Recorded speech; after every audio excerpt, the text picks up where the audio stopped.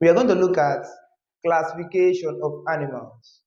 In the last video, we talked about the classification of plants, where I categorized plants into two groups, which I called non-trachophyte and trachophyte. Then after that, I told you reasons why these plants are classified as non-trachophyte and the other is classified as trachophyte. I later gave you guys the four divisions of plants, which are halophyta, bryophyta, pteridophyta, and spermatophyta. Here in this video, we are going to classify animals. Okay? The topic is classification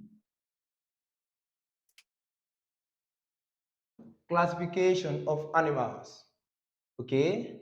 Why are they classified as animals? We have to look at kingdom Animalia. Why is kingdom Animalia classified as animal? Okay? Animalia are classified as animal because they are multicellular animals. The animals here are multicellular. Why are they classified as animal? And that is because of absence of cell wall. Okay? Kingdom Animalia lack cell wall, and because of also absence of chloroplast. Animals don't possess chloroplast. Okay? Then, because of this reason, there is no chlorophyll.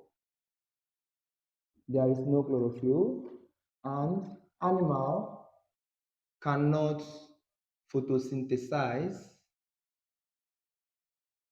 They cannot photosynthesize. Rather, they undergo heterotrophic nutrition. They undergo heterotrophic nutrition. Okay? Then, animal possesses some cellular organelles used for locomotion. They possess locomotory organelles. Okay? These are some of the features why living organisms are classified as kingdom Animalia. We've talked about the kingdom Monera and Protistas in the last videos. Okay, today we are going to look at kingdom Animalia. Okay, remember we discussed about plants.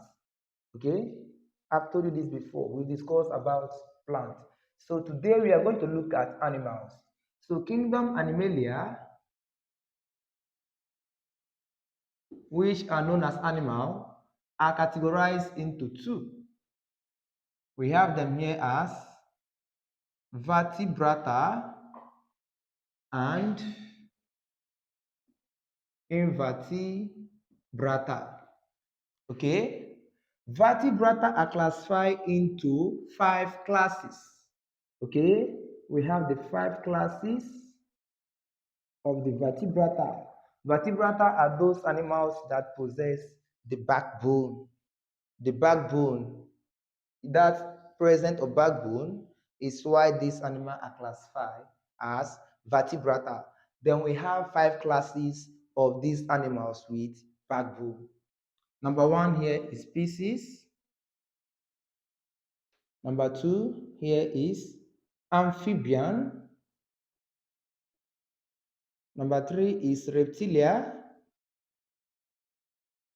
Number 4 is apes. Here we have mammalia. These are animals that possess mammary gland. Okay, invertebrata are, number 1 is porifera, coelentrata,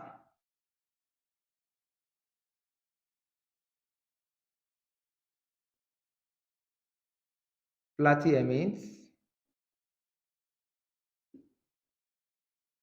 nematoda, annelida,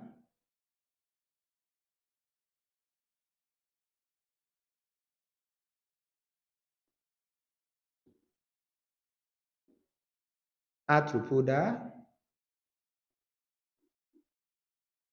mollusca,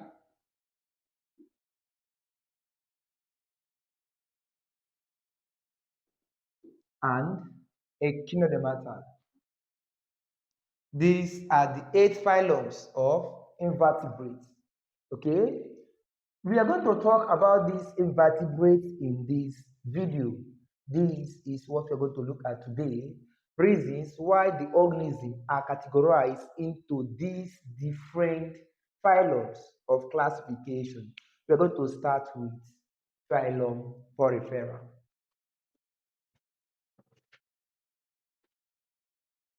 We're going to talk on Porifera. We're going to talk on Porifera. What are the features of Porifera? Number one, Poriferas are multicellular. They are generally multicellular. That's why they are classified as kingdom Animalia. Then number two, Poriferas are generally aquatic, and they are mostly found in marine habitats. Okay, they are found in salt water most times. Then number three, Poriferas are sessile. Okay, they possess sponges. Okay, they possess sponges. They are sessile simply means that they cannot move on their own. They are carried about by water currents.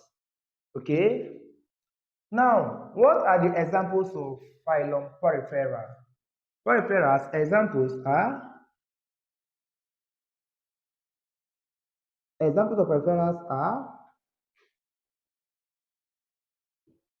Spongilla, Euspongia,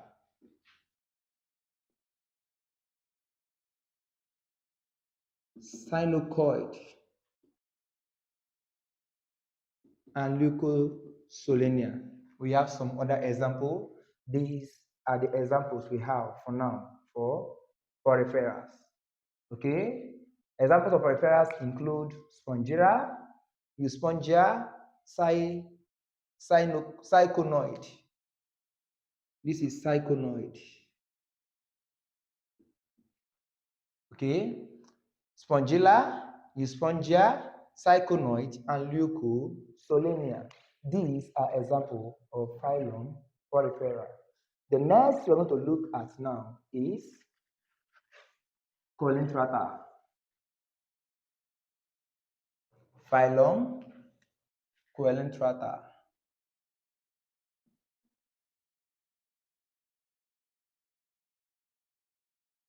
What are the features of phylum Coelenterata? Number one, Coelenterata generally is multicellular. This is common to all the animals, all the invertebrates and vertebrates. All of them are multicellular, and that's why they are classified as kingdom Animalia. They are multicellular animals. Then number two, Coelenterata are radially symmetrical.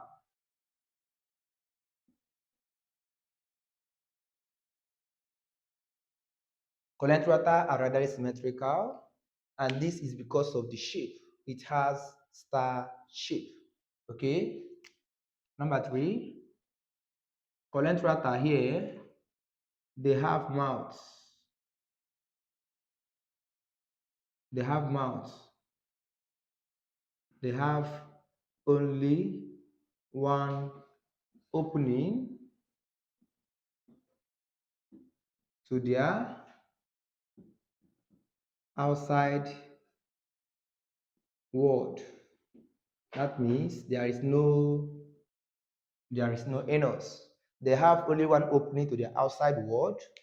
That means there is no anus.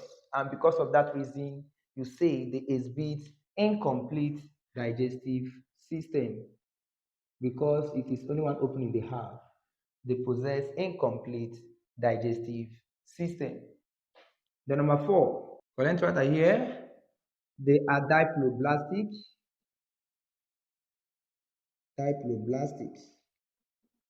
meaning that they have two body layers. That means they have two body layer. Okay, these two body layers here are endoderm and ectoderm. These are the two body layers we have in Colentrata.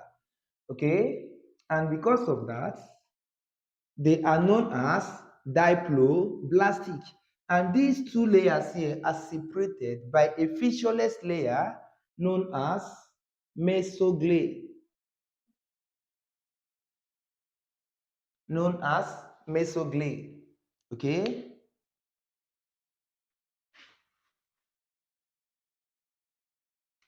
The next feature, which is number 5, colentrata here, they possess tentacle. They possess tentacle for sensitivity and for feeding.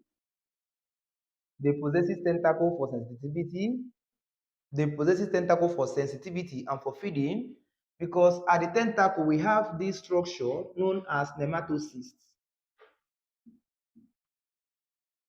At the edge of the tentacle, they possess nematocysts, which is used to catch their prey and for feeding. Number 6, they exist in two forms. They exist in two forms, which I describe here as two basic forms of existence. Okay, they exist in two basic forms, which are in form of polyps and in form of medusa. What's the meaning? Colentrata exists in form of polyps, means that they look like tube. They look like tube. These are the tentacle. All these we have here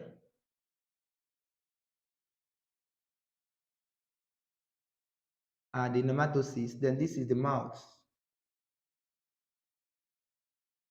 Okay, so they exist in form of tube. That is what I mean by existing in form of polyps. Okay, and this is a typical diagram of hydra. Okay, then here we say that they exist also in form of medusa. That means they have the shape of a bell. The shape is like this. They have the shape of bell, which is in this form.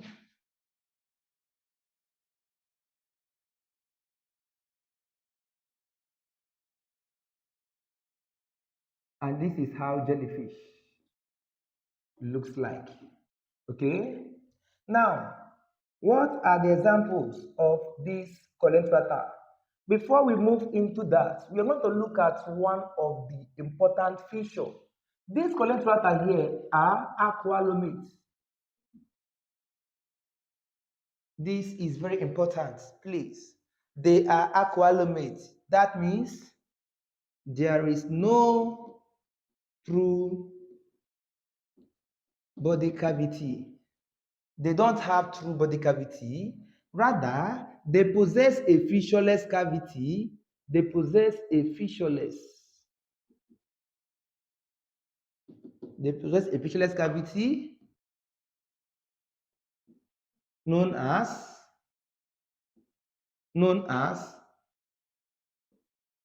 enteron. There is no true body cavity, but they possess a featureless cavity which is known as enteron. That is why the name is coelentrata. Coel stands for cavity. Entrata means that the cavity they have is known as enteron, which is not a true body cavity. Then examples of this coelentrata are example. We have example of the coelentrata. Examples are corals, physalia, jellyfish, hydra, sea anemones.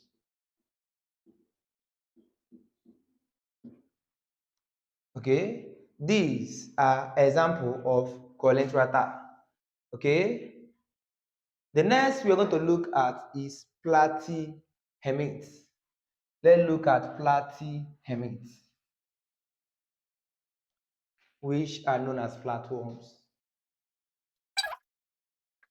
Platyhelminths here are known as flatworm. Okay, what are the features? They are generally multicellular. We know that. Platyhelminths here are bilaterally symmetrical. Okay. Number three, they have only one opening, which is mouth.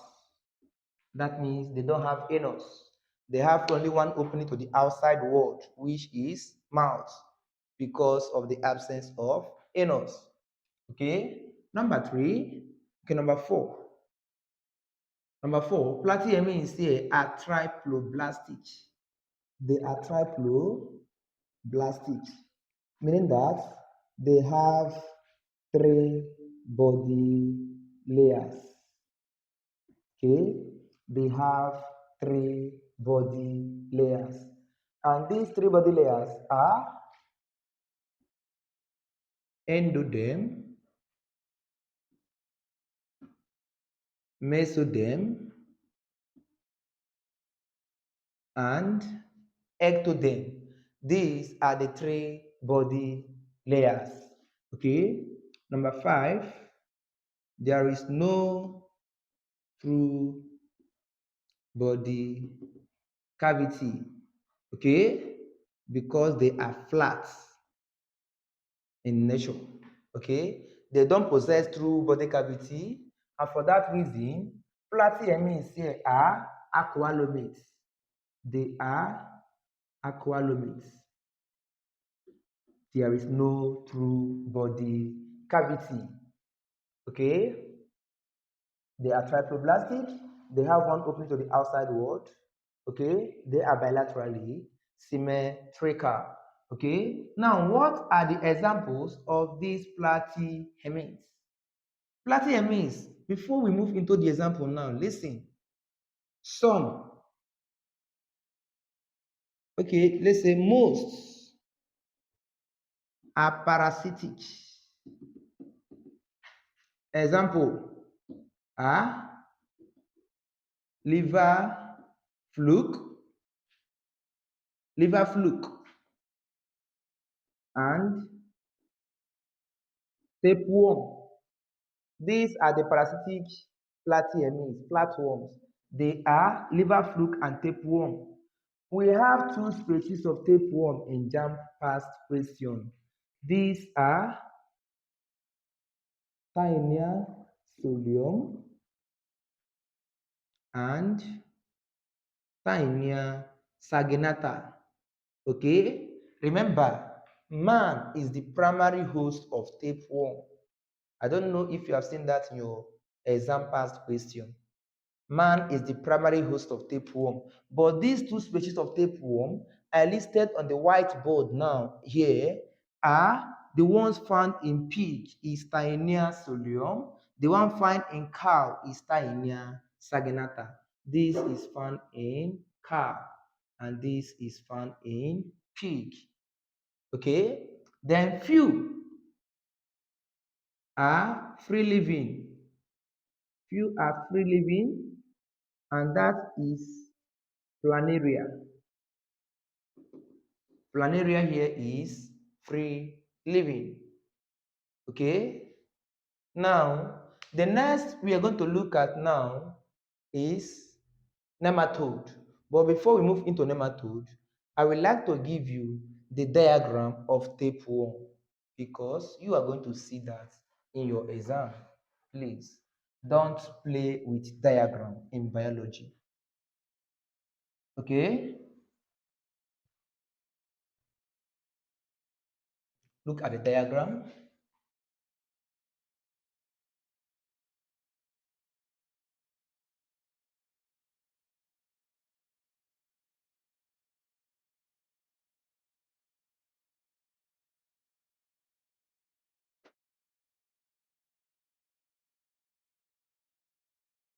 This is the hook. This is the sucker. And this is rostrum. Rostrum, hook and suckers. What are the functions? Their functions is for attachment. Okay? They use this structure to attach into the body of the host. Remember, tapeworm is a typical example of endoparasite. They live inside the body of the host. That is why they are classified as endoparasite. So as an endoparasite, the rostellum hook and suckers are the structures which they use to attach itself inside the body of the host. Okay? So this is tapeworm.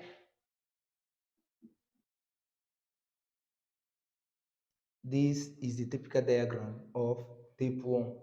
Now, let's look at nematoda, the nematode.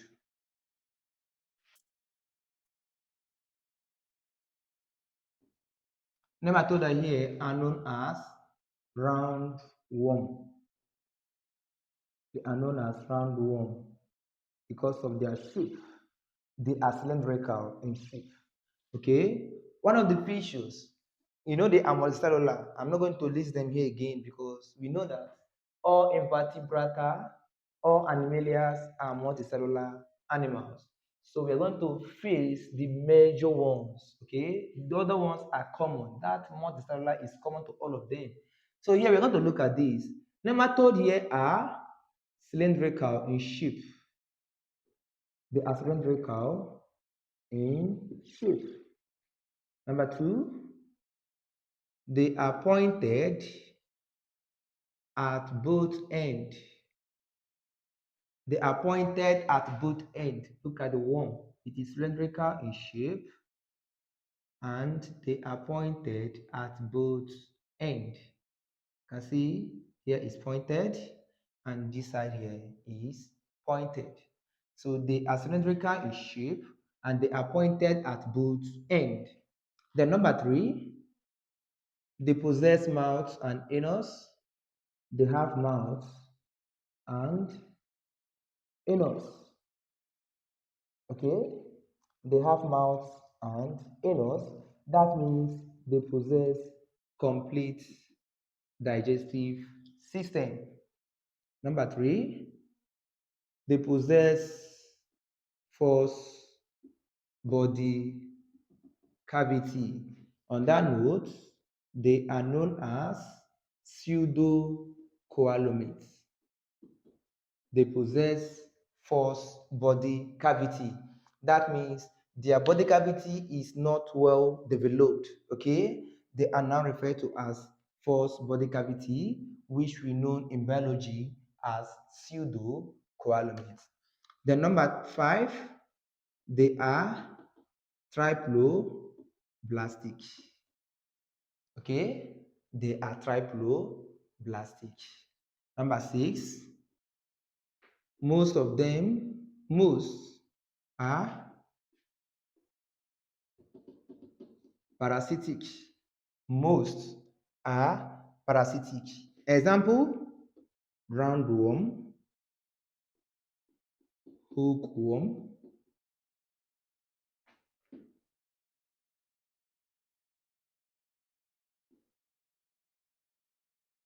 and threadworm. All of them are parasitic in nature except vinegar eel.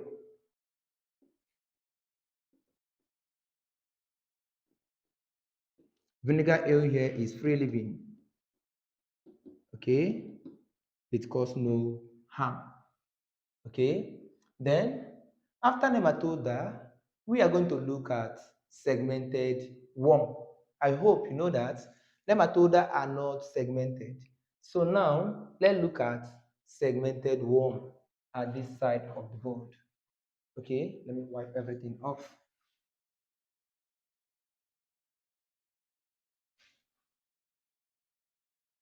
Living things are categorized into different groups based on similarities and differences which exist in their structures and functions. Okay, so now let's look at Annelida,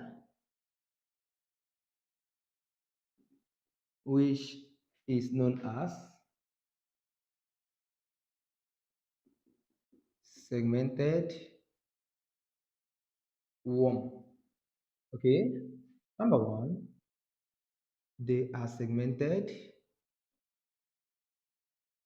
Okay, they possess segmented body.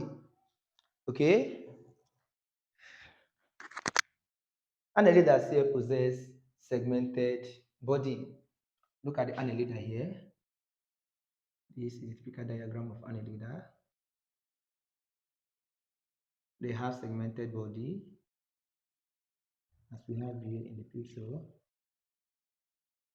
They have segmented body. So each body is segmented. Then this part here is known as clitellum. The clitellum here is responsible for formation of cocoon. Formation of cocoon. Okay, the cocoon here is responsible for sexual reproduction. Okay, it's just like the egg of the earthworm. This is a typical diagram of earthworm. I say they have segmented body. You see the body here is segmented. They possess segmented body like this. The body is segmented at both sides. Okay, the clitellum is responsible for formation of cocoon. We're going to see this in exam. Then number two, each of these segments is separated by a structure known as septate. Okay, each segment is separated by septate. Okay, each segment is separated by septate.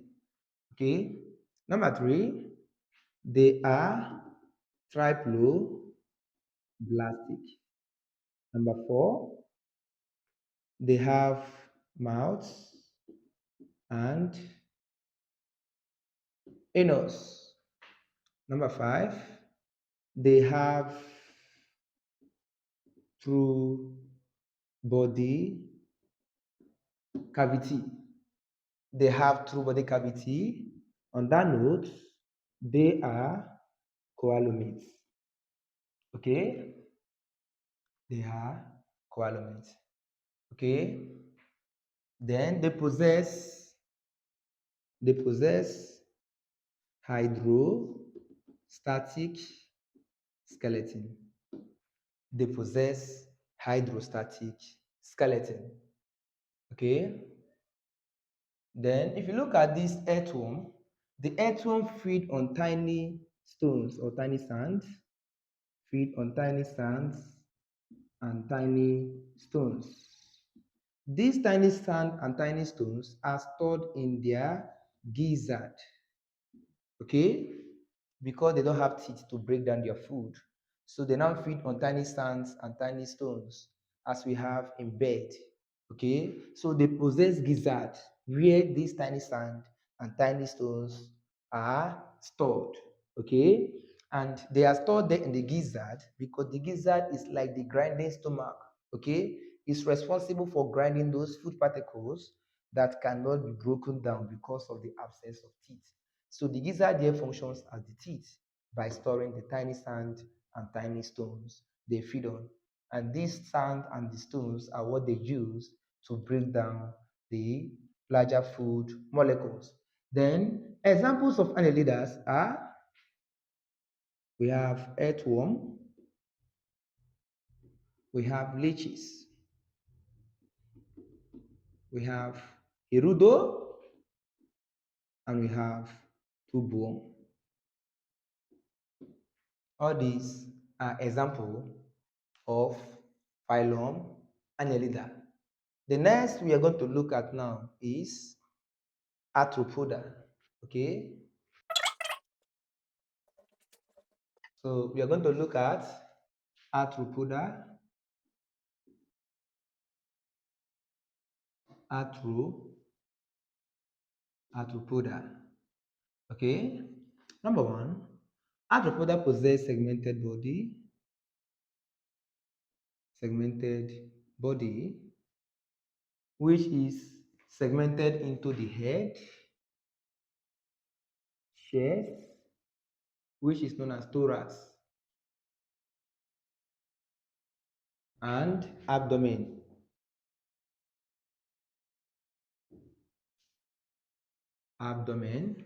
Their body is segmented into three regions, which are head, thorax, and abdomen.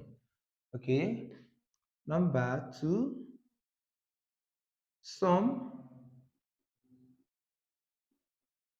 possesses tracheal tube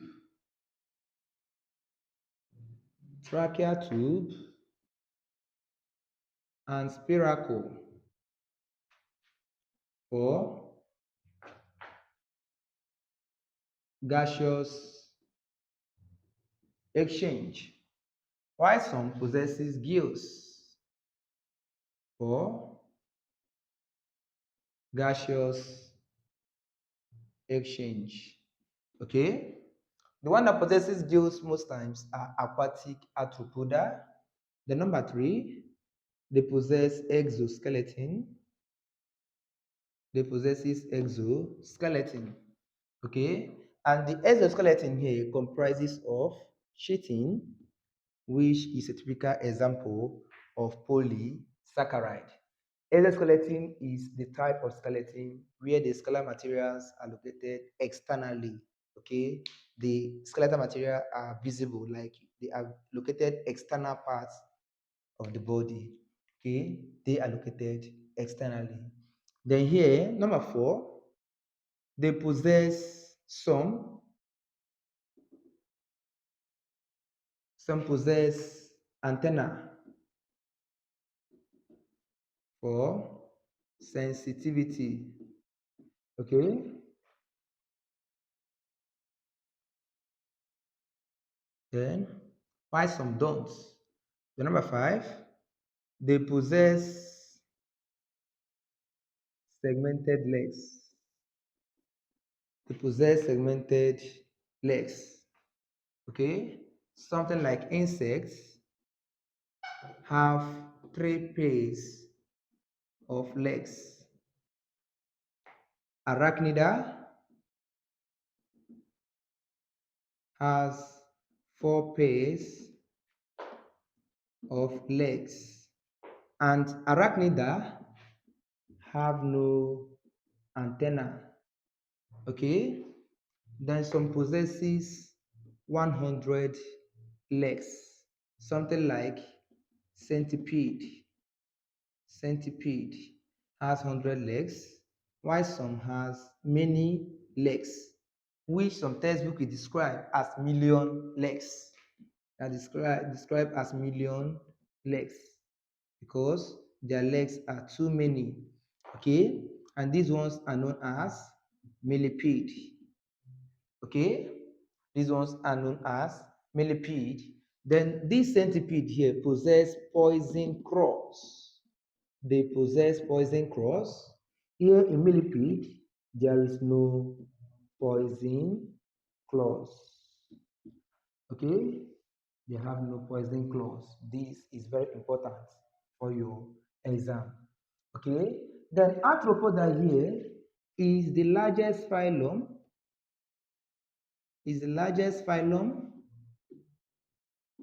of invertebrates. Among all the invertebrates, the largest group here is arthropoda.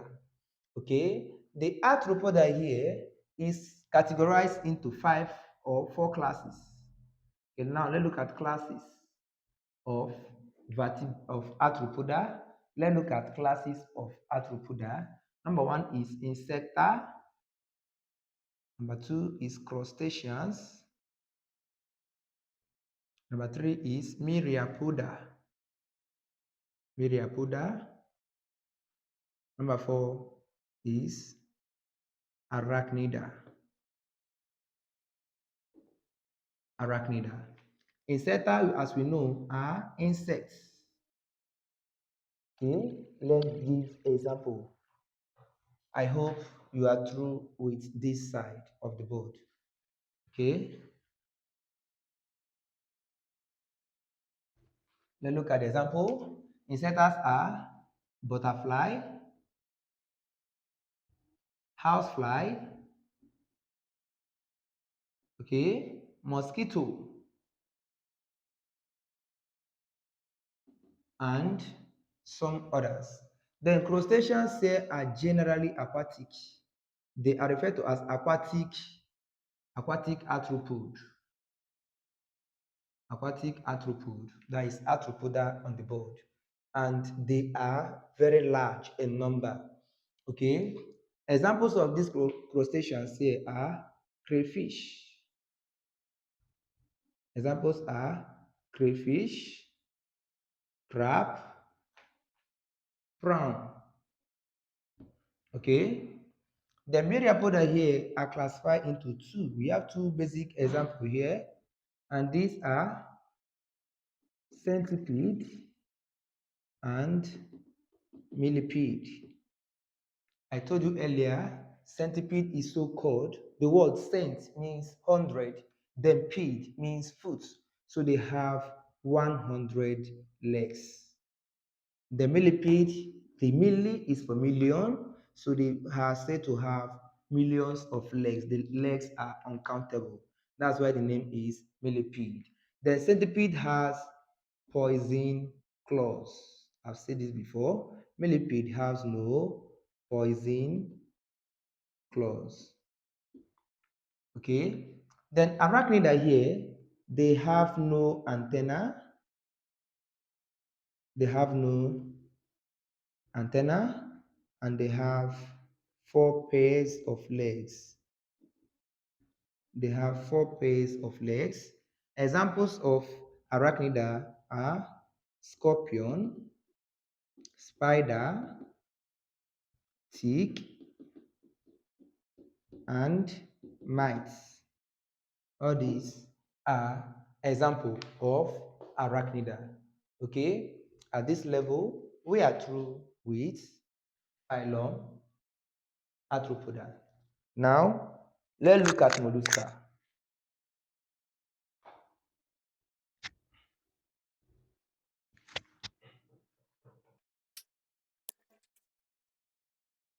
Let's look at mollusca. Please take notes. Take notes. It's like I forgot to mention this before. Arthropodas are bilaterally symmetrical. Okay? Arthropodas are bilaterally symmetrical. Okay? Then annelidas are bilaterally symmetrical. In case I didn't mention that in the video, please don't forget. The mollusca here, they have soft and moist body. Okay? They have soft and moist body. Number two, some possess shell used for protection. Okay? Number three, some possess tentacle used for sensitivity. Okay? Number four, they possess they possess lungs located inside the mantle cavity. Okay? And the lungs are used for gaseous exchange or respiration. Okay? And the structure they use for respiration is pneumostome. Pneumostome is what they use for respiration. Pneumostome.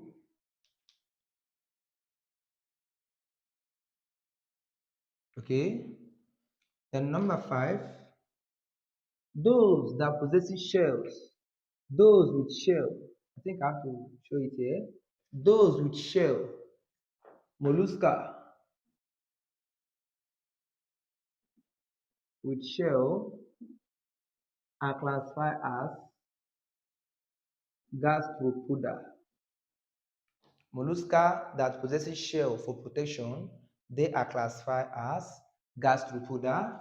An example is land snail, which is known as Achatina magnata. Achatina magnata, that's the scientific name, Achatina magnata. Then, other examples of mollusca, other examples are squid, slugs, mussel, octopus, periwinkle. Okay, then last snail, I mentioned that above. These are examples of mollusca. Okay, the next we are going to look at, that is the last for invertebrates. Okay, that is the last for invertebrates, and that is going to be echinodermata. Echinodermata. Please remember, molluscas are bilaterally symmetrical. They are bilaterally symmetrical and they possess two body cavity. From annelid, annelida down to echinodermata, all of them have true body cavity. That is to say, all of them are coalomates. Okay. The last for today is going to be the echinodermata. Okay. We have it here. Echinodermata. Echinodermata number 1. They are bilaterally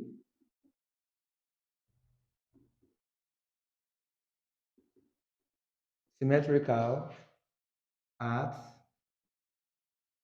larval stage and becomes